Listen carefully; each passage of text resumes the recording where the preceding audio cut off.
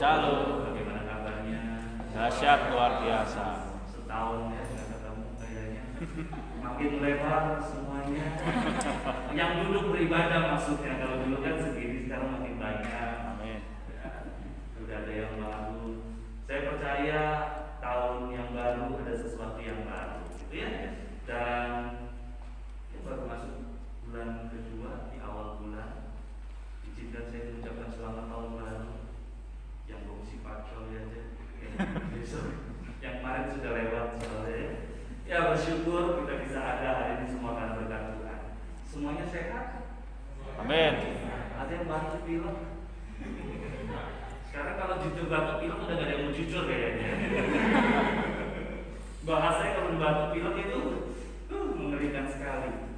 Mohon izin bertanya, saya berapa puluh detik di sini Pak? Ibadah kita seperti biasa atau 20 menit. Oke, 20 menit. Ya, 20 menit kita baca Mazmur 100 sekian sampai sekian selesai, gitu ya. Nah, Bapak Ibu Saudara, puji Tuhan, bersyukur, terima kasih kesempatannya kita berada kali ini. Kita mau belajar tentang mulai dengan iman, start with faith, gitu. Memulai segala sesuatu dengan iman. Masuki tahun baru ini, masuki tahun ini dengan iman. Saya percaya 2020 perjalanan iman yang luar biasa. Kalau kita bisa lalui tahun 2020 dengan luar biasa, kita bisa tetap bertahan, kita bisa tetap berdiri kuat di hadapan Tuhan. Itu semata-mata karena ada Tuhan yang membela hidup kita. Amin. Makanya kita seringkali bilang begini, pandemi ini bagaikan akademi bagi setiap kita. Jadi adanya pandemi, kita sedang belajar dalam Tuhan. Belajar untuk tetap berharap pada Tuhan, belajar untuk tetap percaya sama Tuhan, belajar untuk tetap setia sama Tuhan. Apapun yang terjadi, kita nyanyi lagu-lagu kita kan keren-keren. Apapun yang terjadi di dalam hidupku, gitu. Tiba-tiba ada pandemi, blong. Bisa gak berkata, selalu berkata Tuhan Yesus baik, gitu. Ada yang seperti isolasi gak? Atau dilakukan langsung. Iya, kita bisa berkata bahwa Tuhan itu baik. Kita tetap bisa berkata bahwa apapun yang terjadi Tuhan baik. Itu semata-mata karena kita memulai segala sesuatu dengan Tuhan. Karena kita mau melangkah bersama dengan Tuhan. Ibrani pasal 11 ayat 1 berkata begini. Mari kita buka kitab kita bersama-sama. Ibrani pasal 11 ayat yang pertama. Yang sudah dapat katakan amin. Kita baca bersama-sama ayat ini ya. 1, 2, 3. Iman adalah dasar dari segala sesuatu yang kita harapkan dan bukti dari segala sesuatu yang tidak kita lihat. Kita percaya bahwa Tuhan itu ada. Kita percaya bahwa Tuhan itu setia. Kita percaya bahwa Tuhan itu tidak pernah meninggalkan kita. Makanya dalam segala sesuatu yang kita hadapi, percayalah kalau kita memulai dengan Tuhan, maka segala yang tidak mungkin itu bisa menjadi mungkin bersama dengan Tuhan. Segala yang mustahil itu bagi Tuhan tidak ada yang mustahil. Makanya kita perlu mulai dengan iman. Segala yang kita lakukan kayak tantangannya begitu besar. Kalau kita mau memulai dengan iman, saya percaya iman yang menjadikan segala yang tidak mungkin menjadi mungkin. Masalahnya iman yang bagaimana? Kita mau belajar satu kisah dalam Yosua. Saya sedang belajar kisah Yosua. Yosua pasal yang ketiga, perikop kita di ayat yang pertama sampai ayat yang 17. Yosua pasal yang ketiga ayat pertama sampai 17 ada satu peristiwa yang luar biasa. Kalau kita mulai baca ayat yang ke 11 sampai 17, saya akan baca begini ayat yang ke 11. Yosua pasal 3 ayat yang ke 11. Ini iman yang terjadi. Sesungguhnya tabut perjanjian Tuhan semesta bumi berjalan menyeberang di depan kamu, masuk ke sungai Yordan. Maka sekarang pilihlah dan 12 orang dari suku Israel, seorang dari tiap-tiap suku. Segera sesudah kaki para imam pengangkat tabut Tuhan semesta bumi berhenti dalam air sungai Yordan, perhatikan baik ini, maka sungai Yordan itu akan terputus, air yang turun dari hulu akan berhenti mengalir menjadi bendungan. Bapak Ibu Saudara, teman-teman yang dikasihi Tuhan, peristiwa menyeberang sungai Yordan bukan sesuatu yang gampang. Bahwa tabut perjanjian harus nyeberang sungai Yordan, tapi Alkitab berkata ketika kaki para imam turun ke air itu, maka air itu berhenti. Ada ada sebuah tindakan iman. Tanpa iman yang bertindak, maka para pengangkut tabut perjanjian Tuhan nggak akan pernah mengalami mukjizat. Gitu. Makanya segala sesuatu harus dimulai dengan iman. Melangkah dengan iman akan membuat kita memiliki pengalaman dengan Tuhan. Peristiwa demi peristiwa yang kita alami, kita sama-sama mengalami yang namanya pandemi ini. Setiap yang kita alami, ketika kita tetap percaya dan mengandalkan Tuhan, maka kita lihat bahwa ternyata pembelaan Tuhan luar biasa. Pertolonganmu begitu ajaib. Pernah tahu kata ajaib? Ajaib itu apa yang gak pernah kita pikirkan, apa yang gak pernah kita lihat, apa yang gak pernah ada di hati kita. Tiba-tiba, oh iya, kok bisa ya kayak gini. Ajaib itu pokoknya jauh di luar dari batas pikiran kita. Udah, segala sesuatu terjadi. Ketika tabut perjanjian itu, pengangkat tabut perjanjian mencelupkan kaki ke air dan air itu berhenti di hulu, mereka nyebrang di sungai itu dengan sungai yang lain. Ini mukjizat gitu. Sama kalau saudara masuk ke mall gitu kan, ada pintu sensor. Kalau lihat pintu sensor, lihat orang di depan saudara dulu atau langsung maju. Atau begini dulu, jangan-jangan di pintu nggak terbuka nanti kalau udah maju. Pernah ragu nggak di depan pintu sensor sebuah mall? Enggak. Kenapa enggak ragu? Karena kita yakin pasti terbuka. Gimana kalau tiba-tiba pas giliran saudara maju pintu itu rusak? Kan gitu. Eskalator juga. Kadang-kadang ada eskalator yang berhenti, begitu kita injek dia akan naik kan gitu. Pernah ada satu saat saudara eskalator itu berhenti, itu saudara naik gini, dan eskalator itu nggak jalan-jalan. Lo kok nggak jalan gitu? Iman itu butuh sebuah tindakan. Ingat, iman bukan sekedar konsep. Iman bukan sekedar saudara tahu tentang Tuhan. Iman bukan sekedar tentang bagaimana saudara mengerti Tuhan itu baik. Tapi iman saudara bertindak dengan Tuhan. Karena gini, kenapa pengalaman iman itu berbeda setiap kita? Kita punya pengalaman iman yang berbeda-beda. Karena Tuhan sedang memperkenalkan dirinya kepada kita untuk kita saling menguatkan satu dengan yang lain. Pengalaman iman saya berbeda, pengalaman iman yang Angga berbeda, pengalaman iman yang Arudi berbeda. Tapi ketika kita saling share, ada persekutuan, ada komunitas, kita cerita tentang pengalaman iman kita, maka kita saling dikuatkan. Maka yang perlu ada dalam sebuah komunitas. Ketika ada dalam komunitas, share cerita tentang pengalaman iman kita. Gimana kita ditolong Tuhan, gimana pekerjaan kita diberkati Tuhan, gimana keluarga kita diberkati Tuhan, gimana saat kita terpuruk Tuhan tolong kita. Kalau kita cerita, orang yang sedang ngalamin itu dia dengar kita, maka dia akan berkata gitu, yes, gua juga akan ngalamin kayak gitu.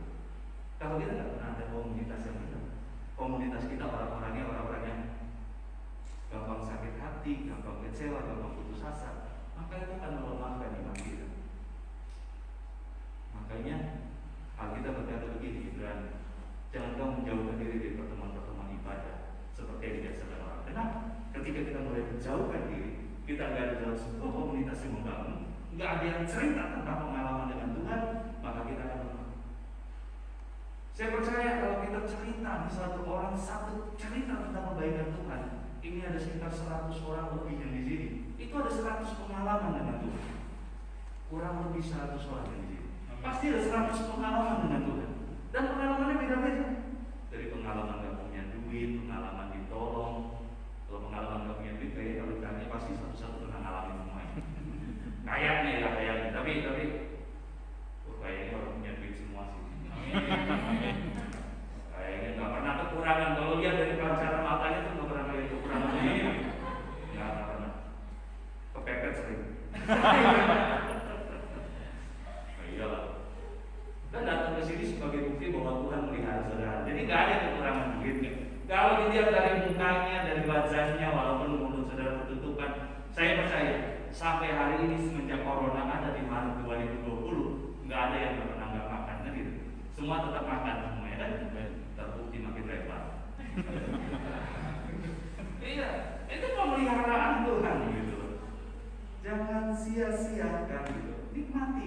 Nah kayak gini kita dapat menunjukkan iman kita dengan tindakan-tindakan kecil kita. Nikmati setiap pengalaman. Ketika tabut Tuhan itu mau dibawa nyebrang, kakinya turun dan air itu berhenti. Saya percaya itu pengalaman yang luar biasa. Kuncinya bukan tentang pengalaman imannya, tapi kenapa Kenapa ada mujizat terjadi ketika kita beriman? Bagaimana kita bisa memulai dengan iman? Alkitab menjelaskan kepada kita di dalam kisah Yosua ini. Kalau kita baca di ayat yang kelima bilang gini, Yosua pasal 3 ayat yang kelima dikatakan begini, berkatalah Yosua kepada bangsa itu, kuduskanlah dirimu, sebab besok Tuhan akan melakukan perbuatan yang ajaib di antara kamu. Yang pertama untuk kita punya pengalaman iman dengan Tuhan adalah kuduskanlah dirimu. Tanpa kekudusan kita tidak akan pernah melihat Tuhan. Tanpa kekudusan kita tidak akan pernah mengalami pengalaman-pengalaman indah dengan Tuhan. Tanpa kekudusan kita hanya jadi orang-orang yang seperti biasa-biasa saja. Kata kudus berarti kita dipisahkan, kita disucikan, kita beda dari yang lain. Itu kudus. Orang yang hidup dalam kekudusan adalah orang yang akan mengalami penyertaan Tuhan, pembelaan Tuhan. Karena bagi saya gini, kekudusan dan iman itu adalah bagian yang tidak dapat dipisahkan. Saudara berkata saudara punya iman dalam Tuhan, tapi kalau kau tidak hidup dalam kekudusan, kau belum punya iman. Karena ciri orang yang percaya kepada Tuhan taat sama firman Tuhan. Alkitab berkata, kuduslah kamu sebab aku kudus. Jadi ciri kita hidup dalam iman itu berarti hidup kita atau kita hidup di dalam kekudusan. Tanpa kekudusan kita tidak dapat berjalan dalam iman. Saudara bisa berkata, saya percaya Alkitab, saudara bisa hafal isi Alkitab, tapi kalau tidak hidup dalam kekudusan, kita ingin jadi orang yang hafal. Ingat, iman kita bukan hanya sekedar ada di logika kita, tapi iman harus sampai pada hati dan tindakan kita. Kalau iman hanya di logika kita berkata, ya saya tahu Tuhan baik, tapi kita nggak mau hidup di dalam Tuhan. Makanya syarat untuk kita bisa mengalami pembelaan Tuhan yang luar biasa dalam hidup kita adalah hidup kudus karena diri. Ayat 5 berkata begini, keren banget ayat ini. Dia katakan, kuduskanlah dirimu, sebab besok Tuhan akan melakukan perbuatan ajaib di antara. Ketika kita hidup dalam kekudusan, maka saudara akan lihat pembelaan Tuhan yang luar biasa begitu. Ketika kita hidup dalam kekudusan, berarti kita sedang ada di channel yang Tuhan. Berarti kita sedang tune dengan Tuhan, kita sedang connect dengan Tuhan. Ketika kita hidup dalam kekudusan, kita sedang ada di hatinya Tuhan. Kita sedang nyambung dengan hatinya Tuhan. Ingat, ketika kita menyambung dengan hatinya Tuhan, apapun yang kita hadapi, dia Tuhan yang membela hidup kita. Karena gini, orang yang hidup dalam kekudusan, dia sedang ada satu koneksi dengan Tuhan. Dia sedang terhubung dengan Tuhan. Kalau dia sedang terhubung dengan Tuhan, segala sesuatu yang kita alami, dia tahu betul. Dan dia tidak akan pernah terlambat menolong kita. Karena dia satu koneksi dengan kita. Oke, jika kita ingin memulai dengan iman, maka mulailah hidup dalam kekudusan. Hidup dalam kekudusan akan membawa kita melihat dan menikmati perbuatan-perbuatan yang ajaib dari Tuhan. Makanya kita berkata, kuduskanlah dirimu sebab besok Tuhan akan melakukan perbuatan yang ajaib di antara kamu. Enggak cukup hidup dalam kekudusan. Yang kedua, Tuhan mau kita hidup dalam ketaatan. Ayat yang ke-6 berkata demikian. Yosua pasal 3 yang ke-6 dikatakan, dan kepada para imam itu Yosua berkata demikian, angkatlah dalam perjanjian dan menyeberanglah di depan bangsa itu. Ayat berikutnya, maka mereka mengangkat tali perjanjian dan berjalan di depan bangsa itu. Iman, ketaatan itu enggak ngeyel. Kalau Tuhan berkata percaya, dia percaya. Kalau Tuhan berkata lakukan, dia lakukan. Kalau Tuhan berkata mengampuni, dia mengampuni. Kalau Tuhan berkata mengasihi, dia mengasihi. Enggak usah nunda-nunda. Tapi kan Tuhan, dia sudah begitu menyakiti saya. Dia sudah begitu mengecewakan saya. Bagaimana saya bisa mengampuni dia? Nah. Kalau Tuhan berkata mengampuni, ampuni aja. Saya ngajar di sekolah, salah satu sekolah misi, sekolah Alkitab. Pak, apakah saya harus mengampuni papa saya? Dia sudah tinggalkan saya dan mama saya. Dia sudah telantarkan kami. Apakah saya harus mengampuni orang kayak gitu? Jawaban saudara apa? Harus, kan? Tapi kan Pak, dia udah tinggalkan kita. Dia tidak menafkahi kami loh. Dari sejak saya lahir, papa saya sudah tinggalkan saya. Apakah saya harus mengampuni? Jawaban saudara apa? Harus. Gampang kan ngomong harus? Karena kita tidak tahu. Tapi ketika saudara mengalami, terus ada yang bilang, ya sudah, ampuni saja. Ketika saudara disakiti, Tapi ini sakit lebih sakit gitu. Kamu sakit, bisa sakit-sakit. Hati kamu tersobek-sobek. Habis tuh gitu. Kamu dikecewakan, disakiti. Lalu dia bilang, yuk ampunin yuk. Enggak gampang. Tapi kalau Tuhan berkata ampuni, maka ketaatan itu yang akan membuat kita kuat di dalam Tuhan. Ketaatan yang memampukan kita melakukan apa yang tidak bisa kita lakukan. Kenapa kita bisa mengampuni? Karena Tuhan yang menyuruh kita mengampuni. Kenapa kita bisa mengasihi musuh kita? Karena Tuhan yang menyuruh kita mengasihi musuh kita. Nggak peduli. Ku telah mati dan tinggalkan gitu. Cara hidupku yang lama. Kalau cara hidup kita yang lama, gue mau balas dendam. Lu sakitin gue sakitin lagi. Itu udah balas dendam, jahat dibalas dengan jahat. Tapi ketika kita hidup di dalam kekudusan, maka orang yang hidup dalam kekudusan, dia akan hidup juga dalam ketaatan. Karena orang yang hidup dalam ketaatan, dia pasti akan hidup dalam kekudusan. Enggak mungkin orang hidup dalam kekudusan, tapi dia nggak taat sama Tuhan. Tapi ketika dia hidup dalam kekudusan, maka dia akan hidup dalam ketaatan. Nah, ketaatan, iman tanpa ketaatan itu bukan sebuah iman. Tanpa ketaatan kita nggak dapat melihat karya Tuhan yang dahsyat. Tanpa ketaatan kita nggak bisa nikmati Tuhan. Kita nggak bisa rasakan rasanya hati ini plong kalau sudah ngampunin orang. Kalau kita belum taat untuk mengampuni. Saya nggak tahu pengalaman sudah sakit hati seperti apa. Karena saya sudah bebas. Mau sakitin gua kayak gimana juga gue pikirin gitu. Kita nggak akan merasakan rasanya hati ini plong, lega gitu. Narik nafas. Gitu. Kalau kita belum melakukan pengampunan.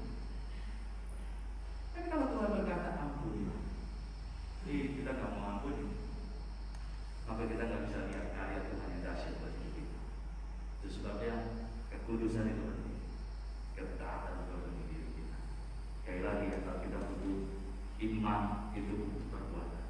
Yakobus berkata begini, Yakobus pasal 2 ayat 26 katakan, sebab seperti tubuh tanpa roh adalah mati, demikian juga iman tanpa perbuatan adalah mati. Saudara nggak bisa berkata, oh saya percaya Yesus, saya beriman, tapi saudara nggak taat sama Tuhan.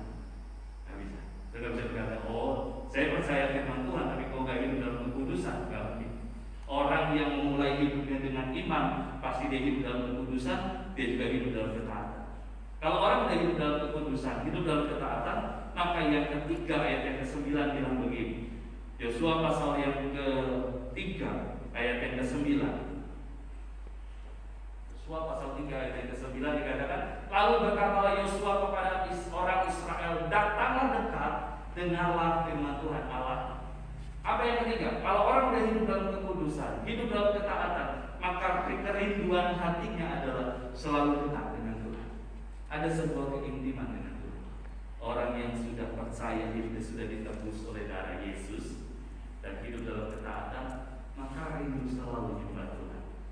Rindu selalu dekat denganmu, tinggal di hadiratmu. Kita kalau sudah dibenarkan oleh Tuhan, kita kalau sudah mengalami karya Tuhan di hidup kita, bawaannya mau menyembah Tuhan. Saudara kalau udah menyembah Tuhan, naik motor, saya sering naik motor karena punyanya cuma motor, ya, helm teropong, kemana-mana pergi. Kalau udah nyanyi, maka helm teropong teriak-teriak aja yang gue pikirin, gak mungkin denger kayak gitu. Rindu selalu. Kadang-kadang lagi nyanyi, kita nyembah Tuhan, kan keren banget, kan gak ada yang tahu. Asal jangan pas tangan dua-dua angkat tangan sama haleluya. Gak perlu juga gitu.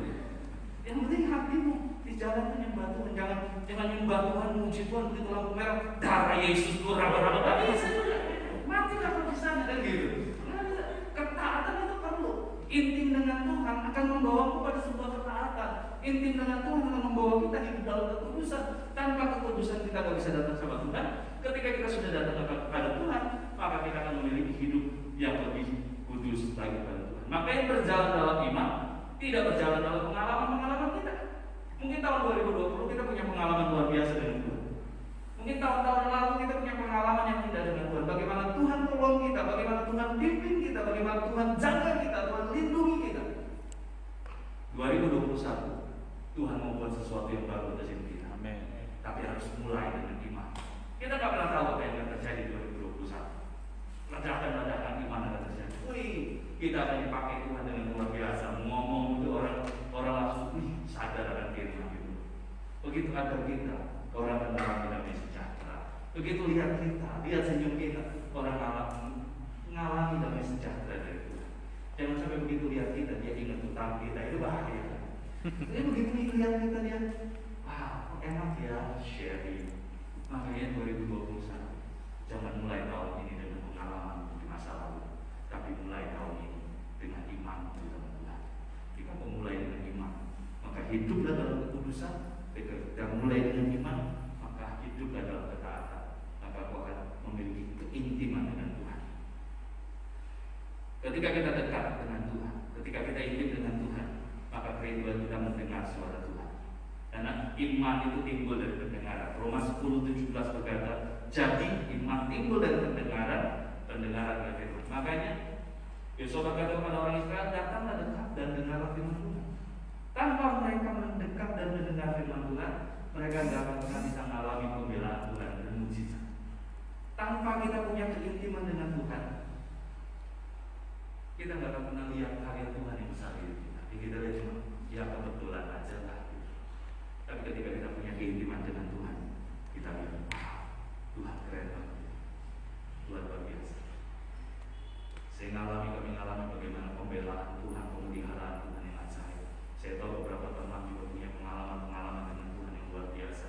Dan saya percaya pengalaman dengan Tuhan akan membuat kita semakin dekat dengan Tuhan. Pengalaman dengan Tuhan akan membuat kita semakin mencintai Tuhan. Makanya orang yang punya pengalaman dengan Tuhan, jangan pernah jauh dari Tuhan. Jangan pernah tinggalkan Tuhan. Ingat, setiap pengalaman kita berbeda. Setiap pengalaman kita dengan Tuhan adalah bukti kehadiran Tuhan di hidup kita. Kalau Tuhan sudah hadir di hidup kita, Dia akan jaga kita. Jadi Bapak Ibu Saudara yang dikasihi Tuhan, iman bukan tentang apa yang mau kita terima.